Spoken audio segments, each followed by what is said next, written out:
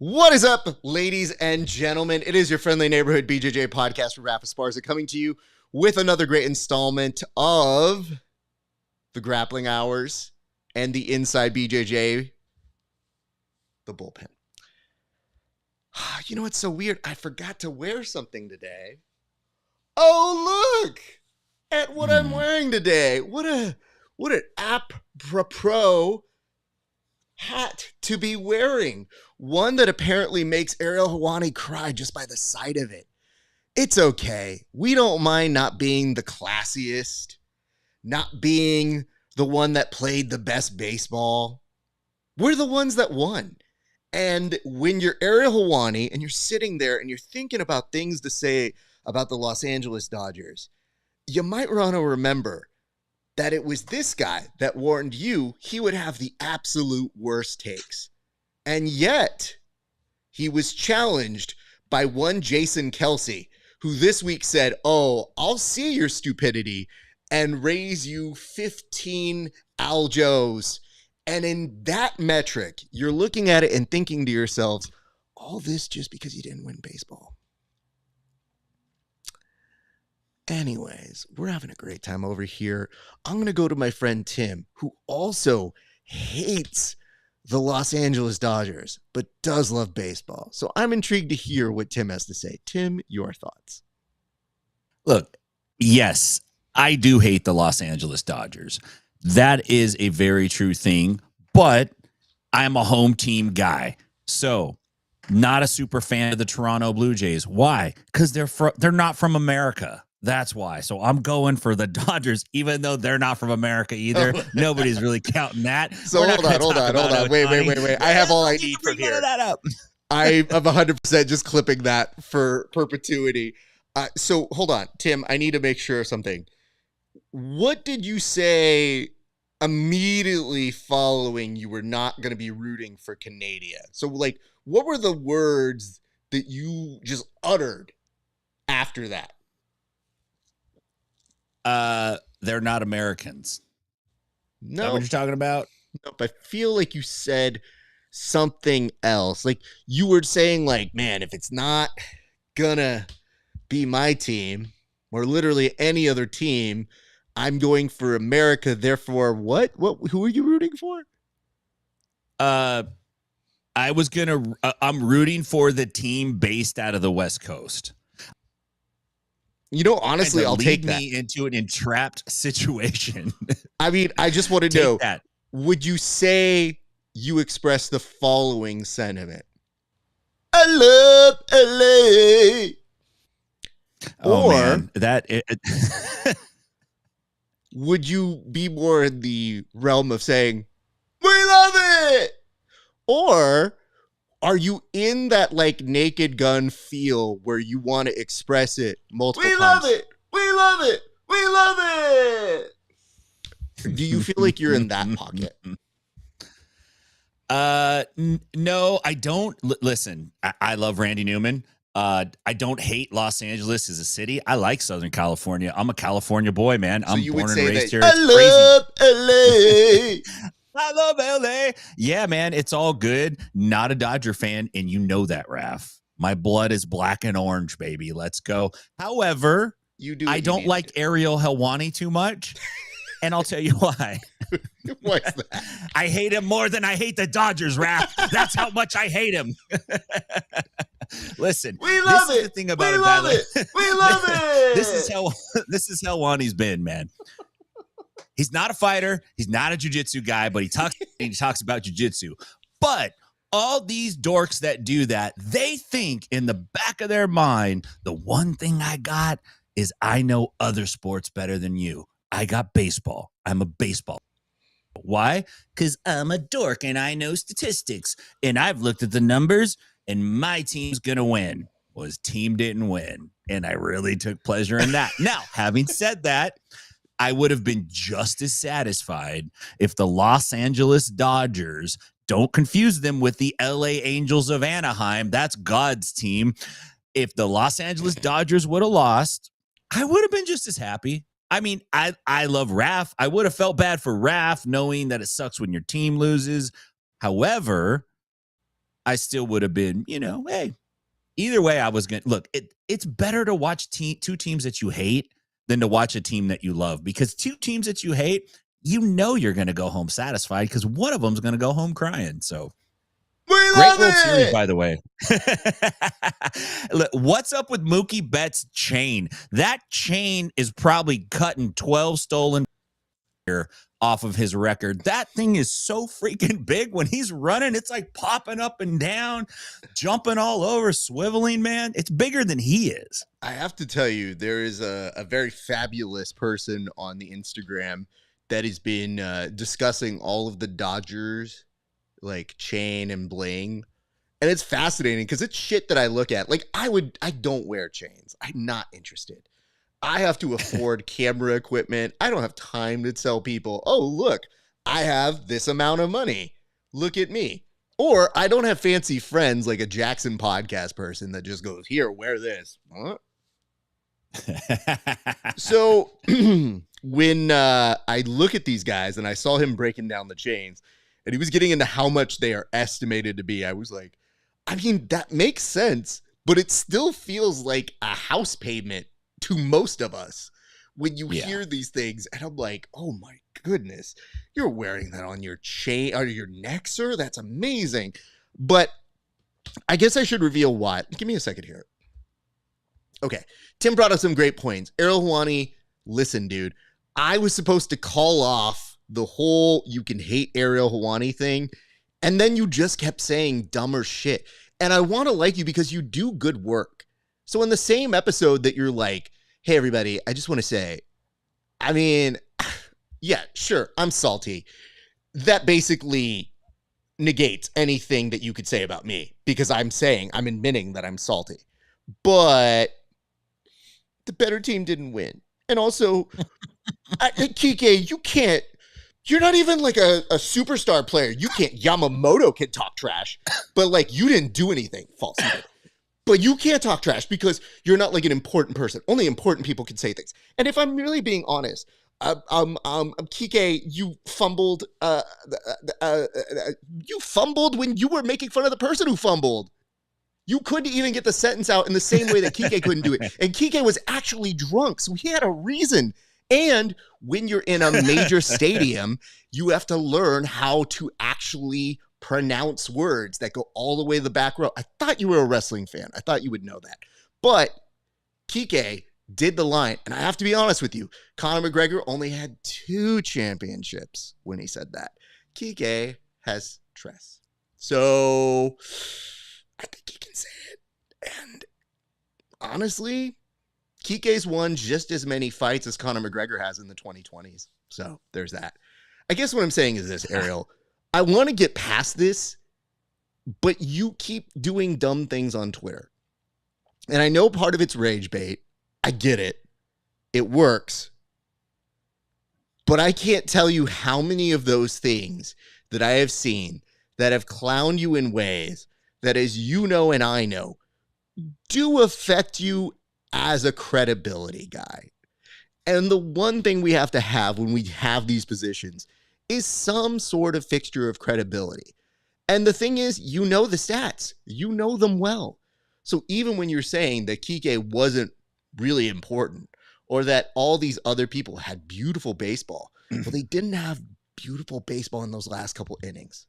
So it's about winning the whole thing. And I'll tell you this, you are allowed to love and rep for your city, and I will do the same right now.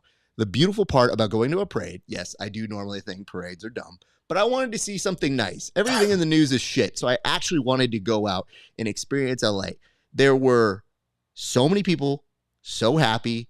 It was great to see. So in the same way I wish you to love your city, great, you can enjoy that. Los Angeles came together, had an incredible parade, was very fun. And I'm talking about being in a city where I didn't even go when Shaq and Kobe won because I thought, like, parades are weird. You shouldn't go to that. But in these dark times, good Lord. Now I see why Star Wars ended with a parade at the end of every episode. After you go That's right. with all the freaking dark elements in the world and you kill some Sith folks who are ruining your lives, Yeah, you probably want a yub yub or nub yub, whatever it was. It's been deleted, so it's really hard to remember exactly how they yelled that one. But nub yub is these little Ewoks, and that's the song they were singing. You kids don't have that. You just have orchestra music and then Hayden Christensen coming in. It's very confusing, I know. But look up nub yub if you have not done it before. Anyway, Tim, we have other things to talk about, but I have to say you were very kind throughout. We did appreciate your support. It did feel weird at times to hear you saying how much you were enjoying the series, especially when you were enjoying me probably on my 12th or 20th panic attack, as you're just like, this is fun. I was like, false. This is terrible. And I hate life. And I will tell you, when we did get the final home run, do you know what I yelled out at the bar? I probably had an expletive in it, I would think. It did. I don't know if I need to say that part, but it did involve me saying, free us from this hell, because we had already been through 18 innings. We were going into extra innings on the game 7 of the World Series. And I just grabbed somebody by their shirt and I was just like, let this end. It's gone on for too long. Yeah, that was a real nail biter. It was entertaining games. And if you love baseball, those are really fun. World Series baseball is usually really fun to watch. And this one was it was the team, the Blue Jays and the Dodgers, for as much as I disliked them, were relatively matched well. Although I think LA probably came in as a more powerful team, having that they won the World Series last year. Right. So they kind of came in as this is a weird thing that happens here. And this was the issue that I think people have with Jason Kelce, who, by the way, his brother, isn't that the group of people that they accuse the refs of being bought for that team, for the Chiefs? Anyway, that doesn't matter. It only matters because it's baseball. And then when Jason Kelce's just like, yeah, you expect me to get excited for a Canadian team? Yeah, dude, open your eyes. They're part of baseball. If you had an issue with it, you would have brought it up. Maybe when they became an official team. Shut up. And 51 million people watched Game 7. So not every one of those people was going to be a Blue Jays or Dodgers fan. And the whole claim that it's just like, hey, I hate that people can just buy a team. Listen, dude, I don't know how to tell you this. The money thrown at any point of that game was not an assurance. Because when you watch those games, they were so tense. We're talking the winners of that game had to end the game with just classic baseball. Very clean plays, nothing fancy, nothing super insane, not a grand slam. These were just freaking attrition wars. Money didn't buy you that. They really were. That was a lot of heart. That was a lot of great playing. That was grit. Like, seeing how many innings these guys played, you had to have respect for them. So him saying this foolish take at one of the most beautiful World Series in recent memory is absolutely insane, because it meant people were excited for sports. So, Jason Kelce, I usually like you. Huge L take. Huge. Just ridiculous. Speaking of L takes, why don't we give some about the world of jiu-jitsu and mixed martial arts? Tim, before we go, we should say Kevin threw this one through his number game, I'm sure. And I'm sure we could get the stats on all of those baseball figures. So Kevin needs to run the numbers, and we will invite him back to do that. But thank you for that, Buji Gatami. All right, let's start off with the number one news of the week. This one's kind of ridiculous, but I guess it makes sense if you really start to think about it. It looks like the UFC is under heavy scrutiny with the FBI, with accusations there may have been some fixed fights. This has been something that has been a long-standing, quietly spoken sort of thing in the world of mixed martial arts. because people say nobody fixes fights. And now some people are starting to come forward saying that they have been given some opportunities to potentially throw fights. So, Tim, what say you to this breaking news this week? Not shocked. I hate to say this to sports fans, but you're always such a believer in these athletes and the sanctity of the sports. Fights have been fixed, sports have been fixed, just like dudes were on steroids for a long, long time before people were like woke up and realized, oh my gosh, they do this in sports. There's too much money being thrown around. And in this particular case, it is a little odd. I did watch the fight that's in question right now is the Isaac Delgarian versus Yater Devalle. And in that fight, I believe Yater was Yair was the favorite and didn't really defend the choke. It did look odd. It did look like maybe something's going on. And on the back end, what always happens every time there's some kind of fix in sports betting is the numbers change, and these sports makers, they're crunching numbers, they're sharing data, they're looking. It's just not like a couple of Italian guys in a back room. I mean, those guys are probably there, but behind those guys is a bunch of digit heads with math degrees that are looking at this data, and they realize something's going on. There's too much action on this particular prop, on this particular fighter who never gets this much action. And the jig is up almost immediately. And so that's what's happened here. I'm not positive how this is going to shake out. Dana White came out. He addressed it. This happened a couple years ago. James Krause, right? He had a fighter that apparently was injured. And I don't know the full story, but allegedly he had a Discord group. People were paying to be in it. He was leaking betting tips. And Krause was doing great at the time. The UFC was giving him a big push as a coach, and he got banned. So it's not totally new. But one of the things is I'm trying to figure out, maybe you give me your take on this, Rap. A few fighters came out and said, yeah, I was offered money to throw a fight in the past. And what I'm trying to figure out is, are they just trying to yank the algorithm's chain here because they know fixed fights are so they're going to be like, yeah, me too. Look at my Insta. Because Dana White addressed that, and he said, like, yo, all these people coming out saying somebody offered you some money to fix a fight 2 years ago and you didn't report it or talk about it. We need to have a conversation. This is something that they really want to root out. And it's not for the sanctity of the sport. It's for the sanctity of sports betting.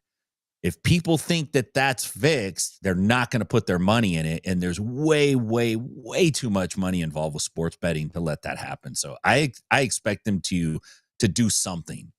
I don't know if they're going to majorly overhaul anything, but they're certainly not going to get rid of gambling.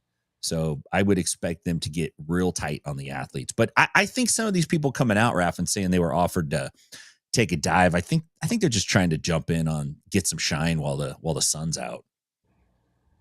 I'm so glad you mentioned that, Tim, because I too have been offered to throw a UFC fight, and I thought that this was the right time to bring some attention to it. Listen, I'm not doing it for the attention or the algorithm to give the Bullpen more views, but one time, and I won't name names, I will wait for Kash Patel to take a flight after going to see his girlfriend and question me. And I will stand trial because I am an American and I believe in American values. But yes, I was once offered to lose a UFC fight. Now, granted, I was not athletically cleared to be in the UFC, but I thought about it. And then they said, like, hey, it wouldn't hurt if you took an L. And I said, yeah, but you got to pay for that if I were to do it, which I didn't, because I have integrity. And I think that really gets us to the core of the matter here, Tim. If you have integrity, you will not take any sort of bribe, because I'll tell you this, I've lost a lot and I've done so without being paid. So think of, actually, wait, I think that's more reason I should actually. I should get paid for my house. You just convinced yourself. Hold on, I'm going to call my tax guy. Beep, boop, bop. Hey, tax guy. Yeah, can I write off losses in the UFC? What's that? I can? Cash Patel approved it? Oh, this administration does crazy shit. Okay. Yeah, I'll sign up. I'll lose one now. I guess what I want to say is this, Tim. Maybe they're making it up, but if they aren't, there was a lot of heat around Jason Krause. And there were people who were wondering, why is it that organization? And it might be an easy target, but there's a lot that we don't know. One thing that we do know, though, is that Dana is in tight with this organization. So don't be surprised if it gets swept underneath, but that those people who came forward and said that they might have been involved or given an opportunity to throw it, maybe those people might have some harsh sort of things thrown at them in the near future as retaliation, because we do that now apparently in this world. But I want to think of this one last thing that I want to bring up to everybody here. Is it possible? And I'm not shaming anybody. I'm not trying to say they didn't actually have it. We don't know shit. But just follow me out here. Do you think there is some miscommunication that could have happened where they may have misconstrued maybe the amount of money they might have been paid, or misconstrued an opportunity to be paid to lose? Because I feel in some of the dealings I've seen with fighters, sometimes they don't know their exact purse. And part of that is they just don't do their research, or they don't really do that sort of stuff. Or two, they hire terrible managers or agents who, for any number of reasons, be it they have ties to that organization and they're double dipping, or that they're kind of shady to their agent or their representation, and they're not quite being forthcoming to their clients. So I wonder if that's any remote possibility that some of those things may be misconstrued. But if they have proof, my God, Tim, I think for the sanctity of betting, they will throw people under the bus so fast. Yeah, Dana will be driving the bus. Well, honking it. Honk, honk. You mean alleged huge owes amount of money Dana White, who once had to relocate to Vegas because he was ran out from a crime family in Boston? That Dana White? Go on. Never could happen. I just like the idea that Dana is the one leading this charge, has to go on TMZ. Right. It's like, what do you mean you guys are fixing fights? Nobody here fixed fights except for me. And I gotta tell you guys, if somebody else came up to you and asked you to fix a fight and it didn't come from me, that's not an official thing. So just know that. Only person I'm fixing fights for, John Jones. All Conor McGregor right now. And maybe Sugar Sean, depending on how much he's been training. We're not quite sure. But that Henry Cejudo, don't care. That kid can lose fights. I don't really care about that guy. So I think we have covered that one appropriately. And I have to say, you know what we truly think about integrity here? We love it! Let's move on to our next topic, which is that of the Dillon Danis rule. All right, maybe some of you don't know what's going on. Misfits MMA is an organization that Dillon Danis fights for. Yes, I know you heard that part right. Dillon Danis is actually and currently fighting. So he has fought for this organization. He is their champion. What? I know. A lot of facts you're getting all at once. But Misfits MMA kind of hears what you say about ground fighting. Kind of lame. They use a different word, usually. So they're thinking there should be a limit to the amount of time you spend on the ground. Tim, what can you tell us about this new rule that they're trying to enforce? And do you think it has any feasibility? I think it's basically kickboxing then at that point. Like, you know, with some grappling, but trips, throws, takedowns. Look, is as much of a gigantic Dillon Danis fan as I am, I got to say this in his credit. He won the fight in 15 seconds. Like, how long was he on the damn ground that you got to create a rule to stop this? I think what they really want is a lever they can pull on anytime they don't like what's going on. I I think this was like the light heavyweight title. Look, Misfits MMA, newsflash, Warren Spencer and Dylan Danis aren't, not a lot of people even knew that fight was happening. And that's no shade on anybody. I'm just saying it wasn't the UFC. This wasn't Aspinall versus Cyril Gahn. Okay. So this was just, okay, it's your light heavyweight fight. Great. It ended in 15 seconds. Sorry. Spencer got taken down, got mounted, gave up his back, and got choked. That's mixed martial arts. Now, if you want to call it misfit kickboxing, misfit backyard roughhousing, misfit kind of Muay Thai, like, go for it. But if you have a rule that says you're only going to be able to be on the ground for less than 15 seconds, because that's how long it took him to win. But maybe this speaks to Dylan Danis more than anything else. Maybe this is like, damn, how do we get rid of this guy as our champ? What do we got to do? Oh, I know. We'll create a rule. Anytime he goes to the ground, we'll just be like, nah, too long on the ground. Got to stand back up. Maybe that's what the move is, but it just doesn't sound like mixed martial arts to me. It's kind of lame, to be honest with you. It's like, what do you guys want, man? Okay. I feel like we put it here as the Danis rule, but don't you get the sense, like, put odds and wager. What is the over-under? They refer to this as something gay rule. Because anytime you see two dudes going to the ground, to commoners, to people who don't train jiu-jitsu, and you're stand them up, it's gay. Like, I feel like that's the audience that they're trying to cater to. And I wonder, if you give that audience an inch, are they going to try and take a mile? Because it's a very dumb, uneducated fan. The question is there enough of those dumb, uneducated fans who pay for the fights?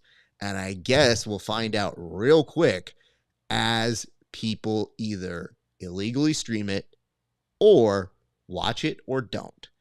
And I have a feeling that when your main fighter is Dylan Danis, the Jared Leto of jiu-jitsu, I wonder how far people are going to follow him. They might. And the dumbest part of this whole thing, since Danis has met Conor McGregor, since Danis has tried to be this weird, cringe bad boy who has followed pro wrestling and is trying to play out some of those storylines, the real question is, how much do people really want to pay to see that? And maybe taking away a superpower of his, because he is good at jiu-jitsu, maybe that's something that people want to see. So we'll see. But yeah, I don't know what that one is. That one definitely does not get a we love it. So we're going to move forward.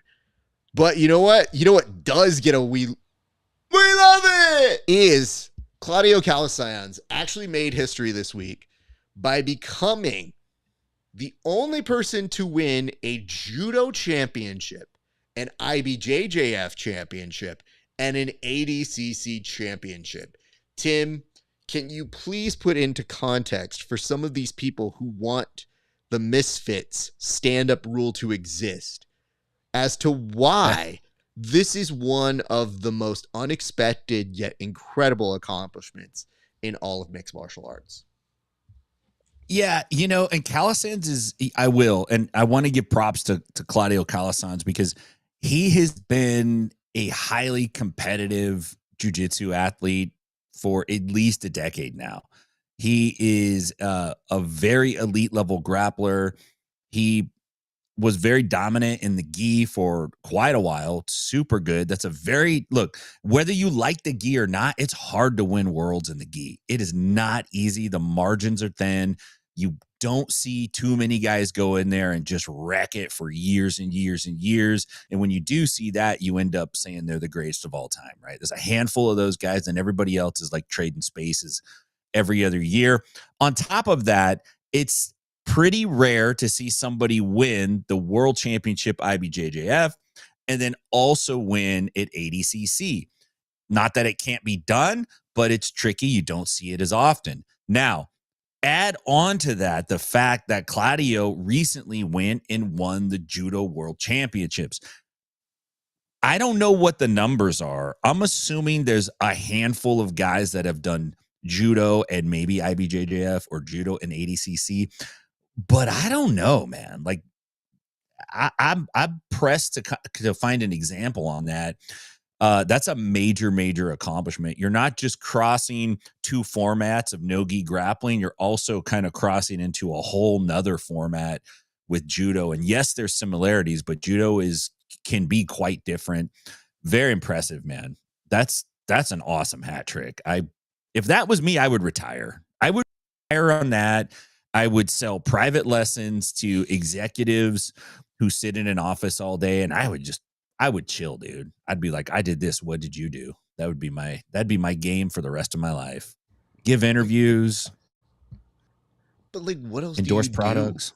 Do you come up to like Naga and you're like, you know what? I never won one of these. I need to get one of those. You just start. So sorry, bud. Do you enter the masters divisions and you're like, you know what? I'm going to lap the competition. I'm going to get one in the adult category and one for every masters. Like, when do you stop? Because I just wonder if that kind of thing is addictive. Because how do you go from saying I'm going to win IBJJF to ADCC? That already in itself is not always the same person. Yeah. But in the common context of now saying, like, damn, there's a world where you can make money doing IBJJF and ADCC. People can kind of see that a little bit more. Before, you just try to win IBJJF for the honor of it and ADCC to get a little bit of scratch. Now, that's chump change. That's not even a Rotolo bonus on either of those organizations. So when you're thinking about it, and you're thinking about where you want to go, for Claudio to do that in judo, it sounds so insane to me. It's such a journey, and we have nothing but to say congratulations, huge fans, what an accomplishment. So, you know, you might say that Claudio is kind of like a certain team, that he went up against the odds and people just said, like, man, what is this guy all about? He just keeps winning, and man, I hate when people keep winning. That sucks. But, you know, I mean, the thing about it is, Tim, we love it. Listen, get it all in, man. Get it all in. Can I tell you something? This is an honest thing, since we have a break in the little format here. When I was a kid, if it wasn't for the Naked Gun, I don't know where I would fall on Randy Newman's I Love LA. I Love LA is this very standard thing that we've all kind of understand. It's an ironic song. It's not meant to be what it is, but it became this rally cry because they would play it after every Dodger game. So here you have this almost ironic song that we were like, shoot, let's just play it every game. Why not? That now fully embraced. I have gone the full journey of being like, dude, that's such a stupid song. Yeah, you can play it at the end. And you know why? Partially because I think when I hear them playing New York State of Mind over at New York, I go, that song's dumb. But New York loves it because they're just like, hey, let's hear it for New York. Yay. And I go, oh, you know what? Fuck it. Yeah, we love it. Let's just embrace it. And I feel like that's the best thing you do as an LA person. You literally hear what people have to say and you go, sure, whatever you think we are, done. We're going to go enjoy some championships and sunshine. Have a good one, guys. So that has been my journey of it. But yeah, I initially did not love I Love LA, but then it's hard to dispute. I saw the recent new Naked Gun. I really wanted to love it more. It's fine. It's fine. It's passable. And I wonder if that's how people felt when we were children and that spoke to us. But the baseball scene in the Naked Gun is perfection. Literally from start to finish. When Frank Drebin is an umpire that doesn't know how to call things and is just fighting with people in the montage scene and checking on different people, it's magic. And I keep thinking, like, did I like that because I was like 7? Or was I right? And the answer is I'm always right. So let's move on. Torture. Well, what one is this about again? Oh, yeah. This one sucks. Okay. Crow Cop came out and he basically said it is easier to get a medical degree than it is to get a black belt. Well, wouldn't you know it, Tom DeBlas couldn't hear something about vaguely jiu-jitsu and MMA without having an opinion on it and chimed in and said, well, actually, I don't know. It's kind of hard to do that. So I don't know if that's the case. Tim, why is this happening? Why are we discussing this? And why do we feel the need to juxtapose getting a doctorate to a black belt? I think I'm going to side with Tom DeBlas on this. I think it's harder to get a doctorate than it is to get a black belt in jiu-jitsu. Honestly, there's a lot of dudes that get black belts in jiu-jitsu that don't have the brain capacity to finish junior college, so let alone get to a doctorate. However, having said all that, it doesn't surprise me that a fighter who, look, Crow Cop's awesome. You can see him doing the splits. Great picture, by the way. That is perfect. That's Mirko Crow Cop. He's gonna kick you as hard as he can. Of course, he's gonna say it's hard to get a black belt in jiu-jitsu. He's not a grappler. It is hard to get a black belt if you don't get on the ground and train. It's hard as hell. It's like a big mystery. You can't figure it out. Now, so I get why he says that. On the flip side, my man Tom DeBlas, when DeBlas is saying this, for some reason he's got many personas in my brain, and I have different images of him based on his Instagram. When he's saying things, I close my eyes and I picture that version of DeBlas. The version of DeBlas that I picture this time is day one post-op turkey hair transplant Tom DeBlas, where it looks like he's in that movie Minority Report when they have like those sentient things in the tub. He's just like that guy, and he's like kind of there, and he's like, well, I disagree.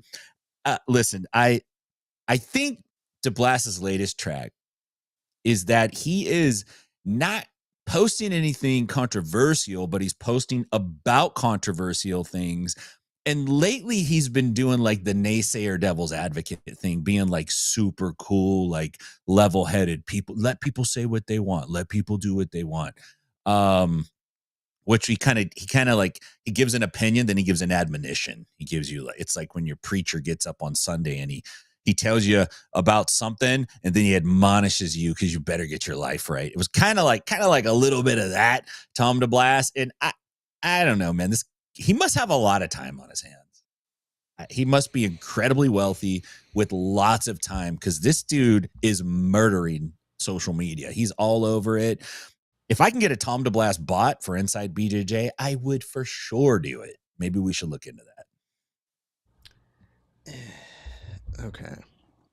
Listen, dude. I did follow up postgraduate studies. I was in that world. Nobody was trying to punch me in that world. Nobody was trying to tell me that you can't pull guard in that world. They're just different. Why do we keep comparing things that just don't fall into the same box?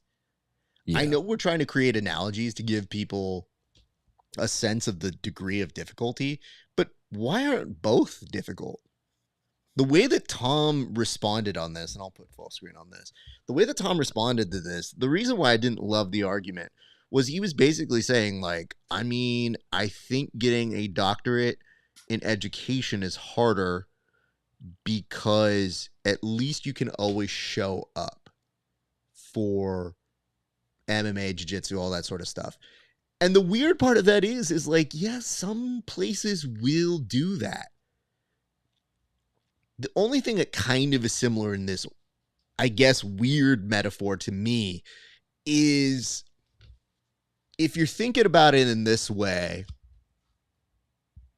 both colleges have reputable and less reputable places that you can go to get your learning and to get a degree from. Same thing with jiu-jitsu. There are certain black belts that you go, damn, that's a legit black belt. Damn, that's a legit place. I just don't know why we're not comparing it to trade schools, or we're not comparing it to becoming a CEO. Like, anytime we do one of these weird analogies, they just seem to fall flat on their face, because all you're doing is playing to your core audience of, yeah, degrees are easy. You just show up and you write things, or AI writes things for you, and then they give you a piece of paper. They're just different. That's all they are. And really, all you want is your base to be like, yeah, we're special. That's really what we keep catering to is, yeah, we're better than them. Take that. Can you imagine going to a graduation ceremony with your black belt as they have on their hats and their gowns, and you're what? Coming in your gi and your black belt being like, bet this was much harder to get than what you guys got, huh? Yep. What'd you do? With thesis? Did you have to defend it? Do you want to defend it now? Like, shut up. This is absolute nonsense. That's a great idea, actually. You got to fight for valedictorian. I just stupidly stumbled upon the next show I sell. All right, here's the pitch. This guy named Crocop, look him up. He said that it is harder to get a black belt than it is to get a degree in medicine. I tell you this. How about we put it to the test? Joe Rogan hosts it, or his cheaper Mexican equivalent, me. And here's what happens. We put people in a space. We give them 8 years. And then we see who wins. We film every single week. We put it on like Big Brother. We have special guest stars like, I don't know, Jennifer Lawrence, if she's got a movie to press. Put her there and then just keep selling it. And you build up the drama until finally, can you defend your thesis? Series finale. 8 years. I would like $3 billion. Thank you, Paramount Skydance. You're smack on about the jiu-jitsu crowd has been trying to compare their belts to education forever. Oh, if you got a blue belt, it means you're this. If you got a purple belt, it means you're that. You get a black belt, that's like having a PhD. No, it's not. It's like going to Western Career College and learning how to drive an 18-wheeler in 12 weeks. It's not the same thing, man. Like, I'll tell you, it's like a weird chip on the shoulder of the jiu-jitsu world, man. I'll tell you where I think it started. I think it started, and I could be wrong. This may be just a tale as old as time, but I feel like it started when I saw that Henzo, there's more philosophy on these mats than there is in any classroom in the world. Kind of quotation. I'm loosely quoting it here. When I saw that, and I realized that people just wanted something to cheer about, that's like, yay, jiu-jitsu, boo, school. And I go, what happens if you're in both? And what if you're a philosophy major? And what if you're Danaher? Danaher is just sitting there being like, excuse me. Very interesting that you brought that up. I will now write a full Instagram post espousing the ideas behind doing both. Thanks, Danner. Super appreciate that. Gary, fetch my typewriter. That'd be great. That would be great. Gary is reduced to a ball boy now at this point. Yeah, I don't know. When I saw that quote from Henzo and I see it make the rounds every once in a while, I just go, do we really need to feel that good about ourselves? Can't we just go beat up people and just be cool with that? Instead, it's got to be some weird pronouncement that's like, oh yeah, take that, baking school. You ain't doing shit. What? Oh, you made sourdough? Cool. I got a blue belt. Bitch. So that's like a Michelin star, right? Yeah, like it's goofy, dude. Well, this brings us to a point where earlier we said our integrity could not be bought. Well, guess what? Maybe it can be. Earlier this week, it was also announced that somebody, a wrestler, was looking to get his blue belt so quickly, but his instructor said, I'll give you a blue belt but it's going to cost you $800. Think about it. What do you make about this story? And follow-up question, just between us here. What's your going rate? I mean, a man's got to eat. At the end of the day, a man's got to eat. You got to pay the bills. I'm never going to fault a man for paying the bills. Having said that, if you're going to sell the belt, $800, what do you, this is dollar store belt, man. What are you doing? A blue belt should be roughly $3,200, somewhere around there. Because you gotta calculate out all that tuition money that it would have taken them to get there, and then you give them 40% off. Why? Because it's underhanded, right? Like, we're not paying the government. There's a different price for this. So maybe you ask 32, you bargain down to 24. Okay. If you go too low, he's going to come back and want that purple belt for $1,600. And a purple belt's worth way more in the market than $1,600. 5 G's starting point for a purple. You can't just, that's easily 5 years of training. That takes a minute. So this guy, what he did, I get what he's doing, but he's cheapening his own product. If you're going to sell the belt, it's got to be at a premium. And you guarantee that this dude that bought the belt is never gonna rat on himself because he paid so much damn money for it. If you pay $800, you can go, I was a goof. I wanted to see if he would do it. That bitch did it. Ha, ha, ha. If you pay $3,200, you're taking that to the grave with you. You earned that belt. So my man's got it right a little bit, but he's got it wrong. So speaking of people who get it wrong, Egg just showed up. So Egg's question to us: with a lot of attendance-based gyms, you should be able to calculate the cost fairly easily. Okay, Egg, you have 2 minutes. I am putting on a timer now. Fairly easily, 2 minutes, give me a cost. The rest of you guys, I will ask, what is your going rate? Stephen Aiken said, we talked about this today on our show. Moneyberg, I got black belts. I got red and black. I got reds. I got everything, man. I can get all of it. Let me say this. For a blue belt, I like where Tim was thinking. He was kind of going my way. How about this? Okay, forget what Tim's offering you. Hear what I'm offering you. How about we go with a $1,000 base? Now, hear me out. I don't have a fancy black belt like Tim, but I think it should be performance-based. So for every competition you win, you're going to have to pay an additional fee that is going to upscale with every increasing competition, be it at belt status or increasing level of difficulty. So we're going to start you at some local comps, get you into some grappling X's, get you into a Naga, make your way up. And then once you hit ADCC open, you're going to have to pay me for every gold that you get. And don't think I'm not like Dana White and I won't figure out if you're fixing these things just to take silver, just so that you have to get through less payment. There is going to be tiers. So yes, even if you podium, you're going to have to pay me a little bit, because guess what? You want that medal like you want that blue belt. So you're going to be paying for those incentives. And for every gold you get, it's going to be an additional $1,000 that I receive. So I'm thinking the more you compete, the more you show that you're black belt, or I'm sorry, you're blue belt. Black belt's a long way away, but we can make that happen. But the more that you show that your belt is legit, the more we accomplish together. That's just the difference between my plan and Tim's plan. You can pay up front. We can get some good education. Tim's a great instructor. But do you want somebody who's going to work with you after that blue belt? Blue belts disappear. I don't. Yeah, they do. That's why I charge so much. I know they're not going to come back, but I like the model you're pushing. I would even consider saying the belt's free, but there's a licensing fee every time you want to wear it and use it.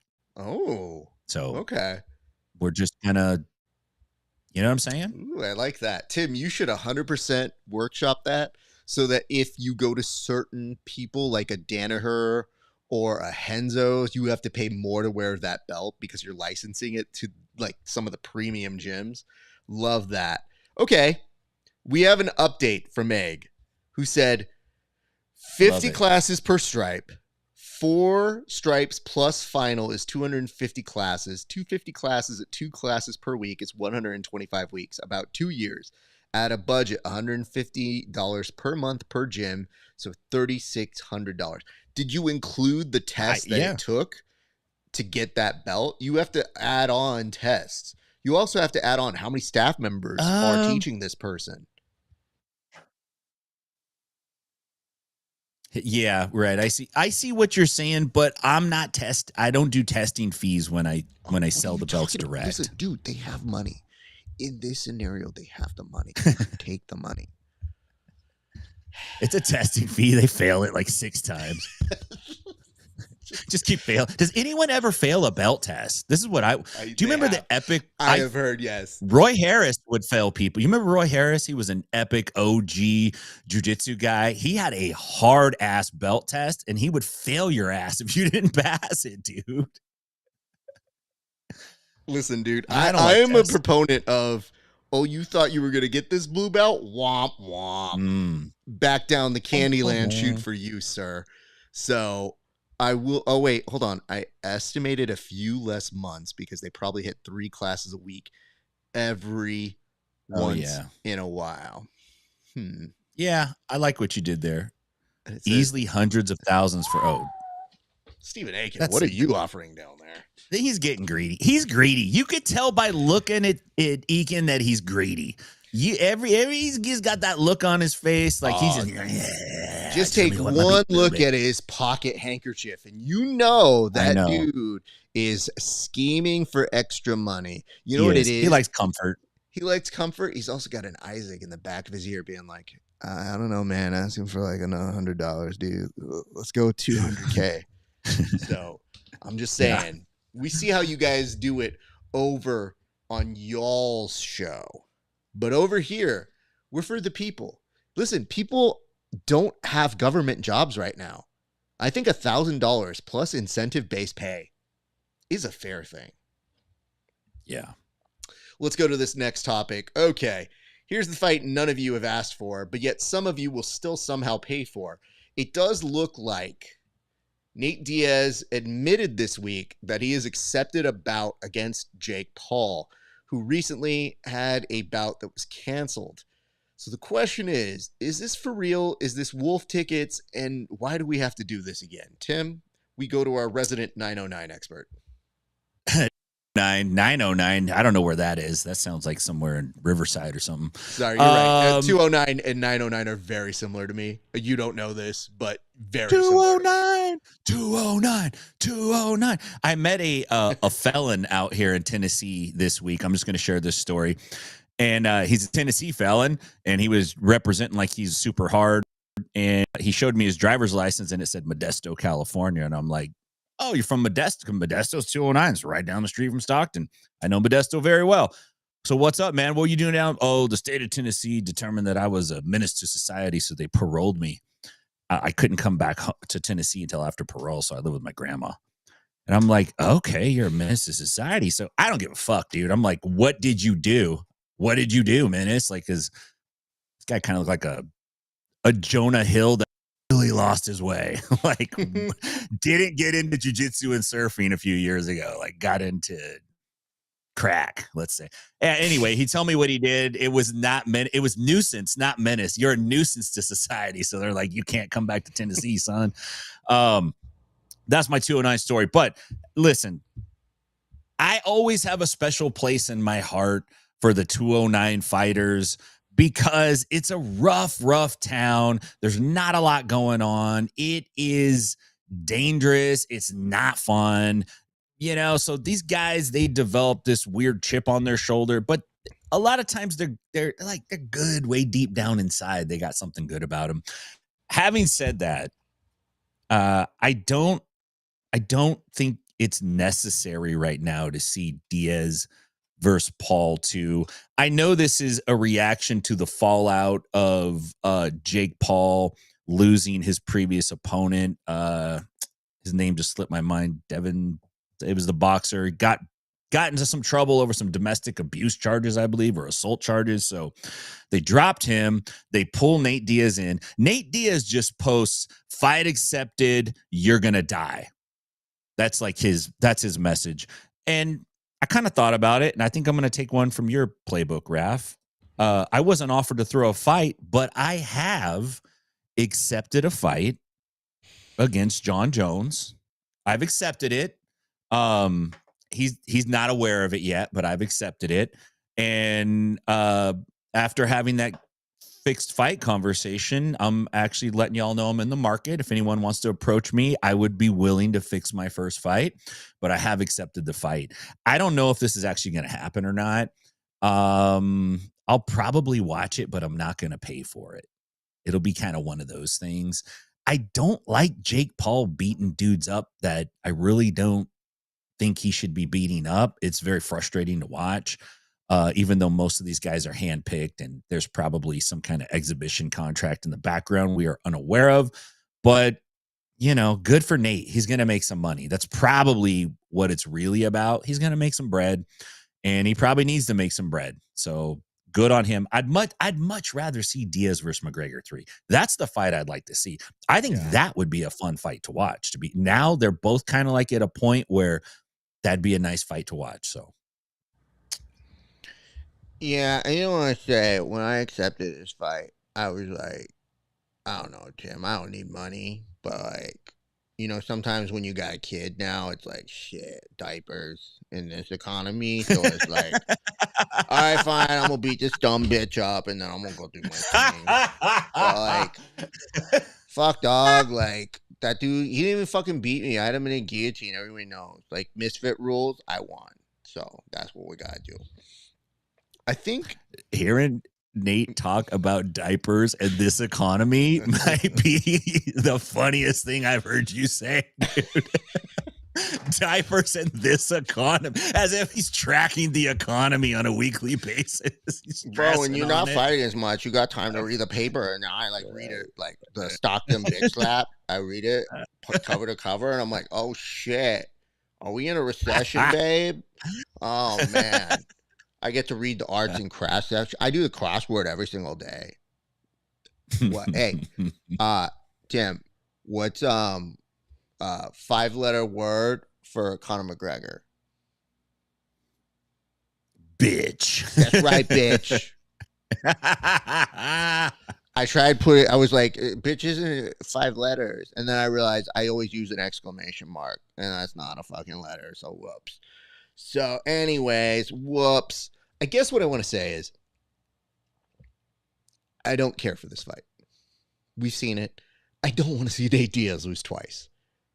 And I'm not saying he's going to lose twice, but if it happens again, it's not worth these 1 minutes at the very end of the fight where we say, man, you got to respect him, man. I got a lot of respect for Nate Diaz, because all it is trash and filth, and we don't know what the contracts say. We don't know what these things are being made out to be, but they make them out to seem as real fights when they're mostly just exhibitions. And every single time, increasingly, you hear people say, you got to give it to Jake Paul. He's really coming into his own as a boxer. When in the reality of it is, he's not boxing boxers. He's boxing weird-ass, hand-picked MMA fighters who just want to make some cash. And to me, I think we need a different term other than boxing. Influencer boxing is about as close as I've come to it. And if that's the case, Jake Paul is probably the best influence boxer there is. But they don't want that branding. They want to say they're running boxing, and because boxing needs an attraction, he's their guy. And because they've learned that sweet spot of where that exists and entertainment exists, they have brought it together. But I gotta tell you, I have seen pro wrestling matches that are more real than that. So yeah, they're that. Anyway, Tim, what can you tell us about this week's fight of the week, good sir? It is a beautiful fight. This involves an Edgar who looks like he might have swallowed a couple Edgars and became a super Edgar. And he's fighting a shirtless man. So this is shirts versus skins. Takes place on a street corner. There's a taco truck involved, and there's a little juke move that happens. And this is what you don't see. This is why a street fight's different than a cage fight. There's no corners in a cage fight to duck behind and turn behind or pop out of. So there's a real surprise. And I want you to pay special attention to the end of the fight.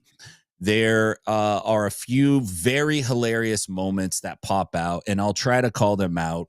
But let's take this away, man. It's a real delightful matchup here. This has got to be like downtown. I don't know where this is actually, but I mean, it's Los Angeles. Could be somewhere else, though. Hold on. What part of this world is this from, Tim?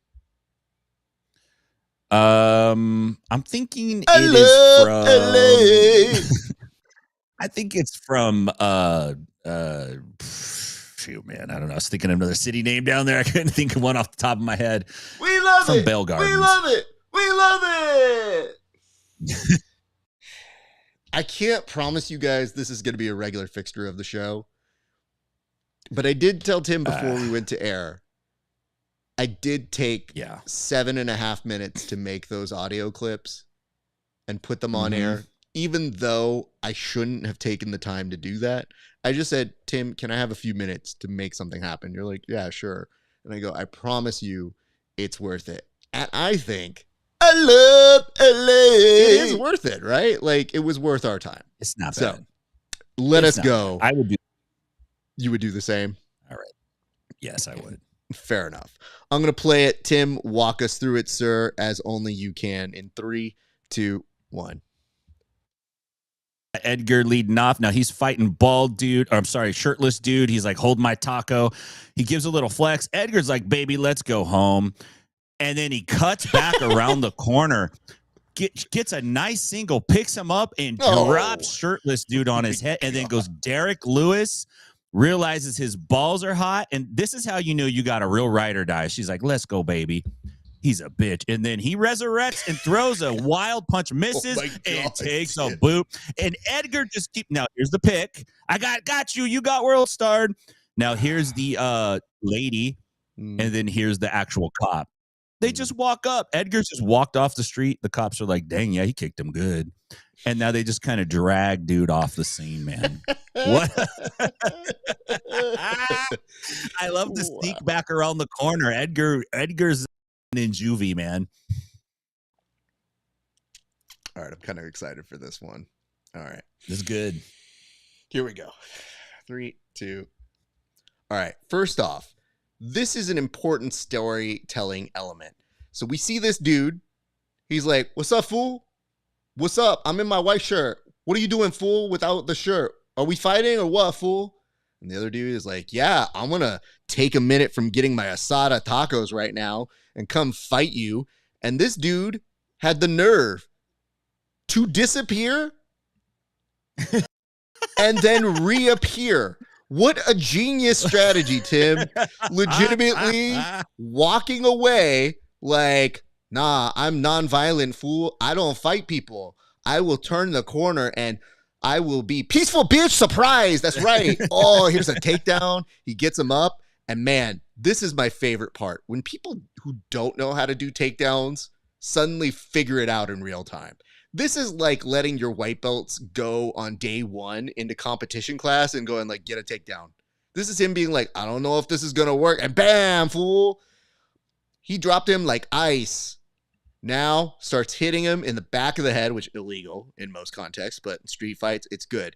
Now, here's my favorite character throughout the whole story. You mentioned it, but this Latina coming over and be like, no, babe, he's had enough. Like, let him stop. Like, you need to, like, let him live, okay? Let's go. Like, he's stupid. Now I'm going to yell at you. You're stupid, and I hope you know. Oh, shit.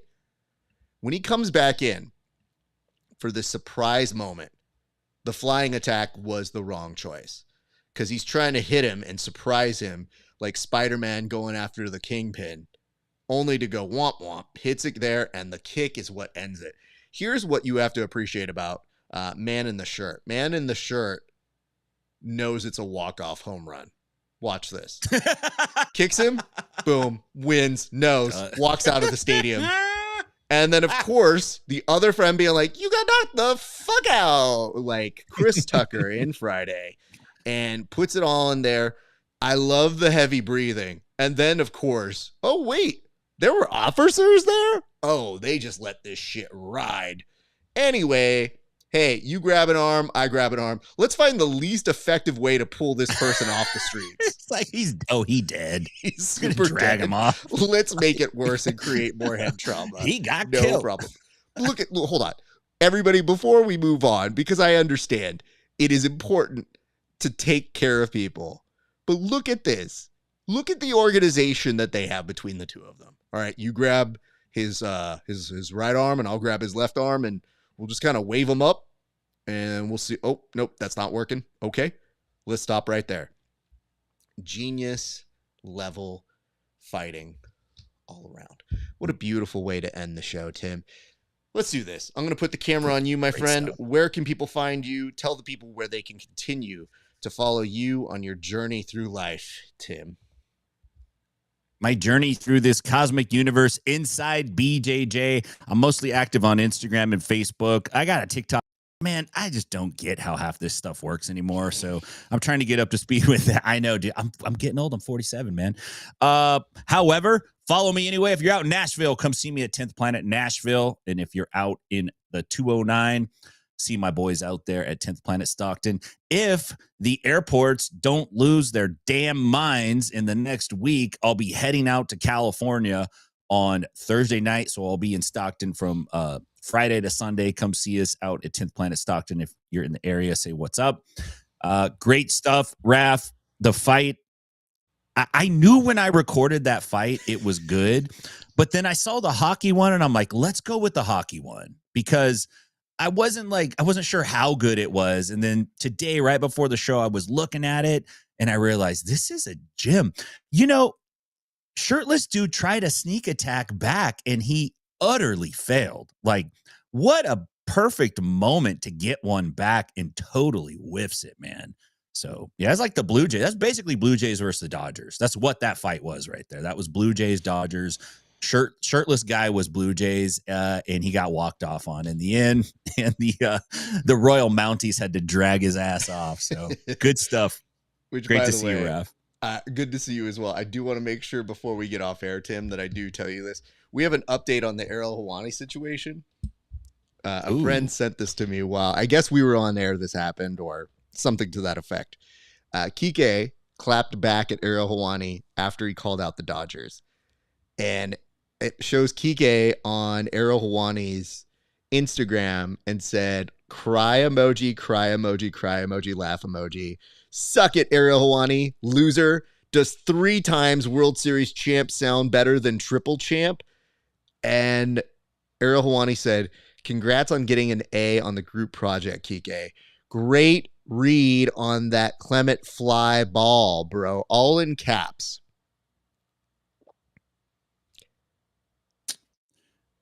Ariel's gonna Ariel, man. Okay. And then Kike said, got me good there, L. Listen, dude. I don't know how to tell you this. Ariel, you have to stop while you're behind. Like, Kike is fun, and he's having fun with you, but in no way are you winning this. You just aren't. Kike is beloved and can make things go viral by just telling people he likes their nipples. Like, that's a dude who's just getting over from silly ass shit and has a good sense of humor. And Ariel's just being like, yeah, well, you know what? I cover fighting. Which may make it seem like I can fight, but I cannot. So here's how Ariel will understand it. Kike is Craig Jones. Ariel is Mo Jassim. So there you go. Don't even give Mo that. I don't even know that I want to put those two in those same category because I can't. Like, here's the thing. I was so prepared to be like, Ariel Helwani, good series. It was fun. Stop hating him. And instead, He went on the dumb cycle. And I said, there's nothing I can do. And it's not like I'm releasing our hundreds of thousands of people. We don't have as many followers as Ariel. I just feel a bound duty to say, like, hey, bud, we all do talk stuff. Maybe don't lose your credibility as a talk guy because you're saying dumb shit. Anyway, Tim, thank you very much for your time. I appreciate you, Thanks, sir. brother. Have a great one, Raph. You as well. All right, guys. Thank you so much for watching this installment of the Bullpen. I hope you guys are having a good day. It has been a great day for broadcasting and for grappling. So here's some reminders. Check us out at the Bullpen. Check us out at Inside BJJ if you want to see Tim stuff. Me at Grappling Hour. We got a lot of stuff coming tomorrow. I'm going to be making an appearance at the Ian Butler Silverback Wrestling high school tournament. Very excited. Going to be doing some interviews out there. Super stoked to be a part of that organization. And you'll see me do some live interviews. Very excited for that. You can also catch me pretty much every day putting up posts, doing stuff. But we've got some new interviews that are about to hit YouTube within the next week. And some incredible ones that are offered for our friends over at patreon.com/grappling hour, exclusively to them first and then everybody else after that. All right, folks. That is going to do it for us here at the Bullpen. My name is RAF ESPARZA. I hope you guys have a great Friday. I hope you guys enjoyed the World Series. I'm going to go get drunk now. It's been a great day for grappling. We'll see you back on the mats.